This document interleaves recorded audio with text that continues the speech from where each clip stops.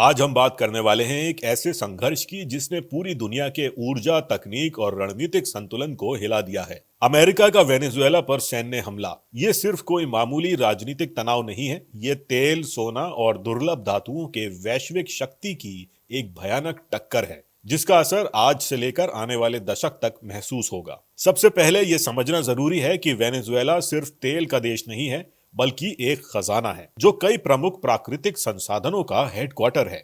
Venezuela के पास लगभग 303 अरब barrel कच्चे तेल के सिद्ध भंडार हैं, जो दुनिया के सबसे बड़े तेल भंडारों में से एक हैं। लेकिन ये तब और ज्यादा अहम हो जाता है जब हम बात करें कि ये तेल तकनीकी रूप से बहुत भारी और महंगा निकलने वाला है, लेकिन रणनीतिक रूप से इसे नियंत्रित करने वाली ताकतें इसे विश्व राजनीति में एक बड़ा हथियार मानती हैं। लेकिन तेल सिर्फ शुरुआत है।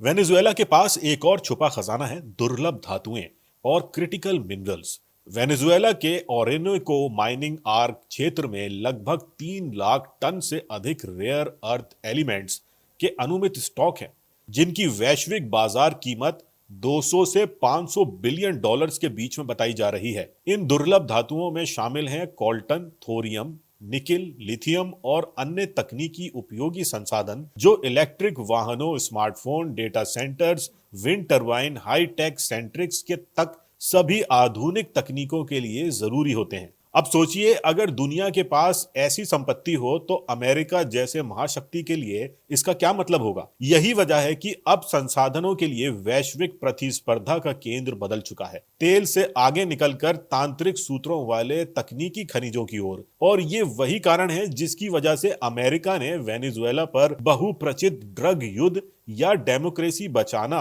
के बजाय अपने लक्ष्यों को पूरा करने की कोशिश की। जनवरी 3, 2026 को अमेरिका ने वेनेजुएला पर सैन्य कार्रवाई करते हुए देश के राष्ट्रपति निकोलस मदुरो को गिरफ्तार कर लिया।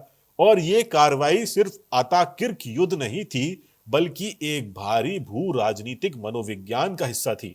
अमेरिका ने आधिकारिक रूप से कहा कि ये नशे की दवाओं और ट्रैफिकिंग के खिलाफ है, लेकिन विशेषज्ञों का मानना है कि असल उद्देश्य वेनेजुएला के विशाल संसाधनों जैसे तेल, सोना और दुर्लभ धातुओं को वैश्विक आपूर्ति श्रृंखला में शामिल करना है, ताकि चीन और रूस के प्रभुत्व को चुनौती दी जा सके। सोना भी इस कहानी का एक बड़ा हिस्सा है। वेनेजुएला के खनिज क्षेत्र में 10,000 टन से अधिक स्वर्ण के भंडार के संकेत है, जो इसे दक्षिण अमेरिका में सोने के सबसे बड़े तथा अमूल्य स्रोतों में से एक बनाते हैं।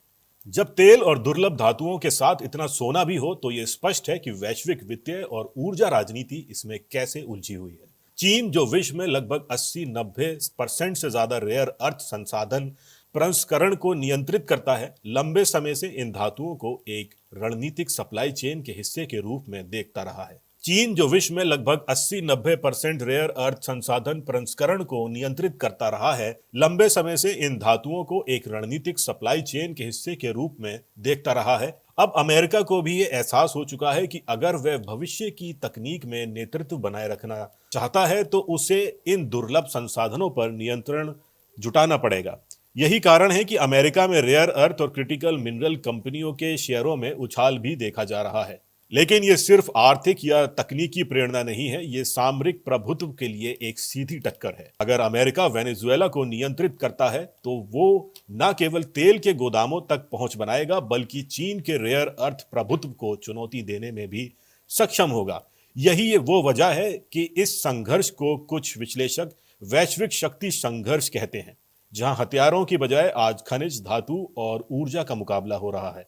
तो अंत में सवाल यही बचता है, क्या अमेरिका का वास्तविक लक्ष्य सिर्फ ड्रग ट्रैफिकिंग पर लगाम लगाना था, या ये एक भू राजनीतिक संसाधन युद्ध है जहां तेल, सोना और दुर्लभ धातुएं असली लक्ष्य हैं? और क्या वेनेजुएला वो देश है जिसके खजानों पर अब दुनिया की नजर टिकी है?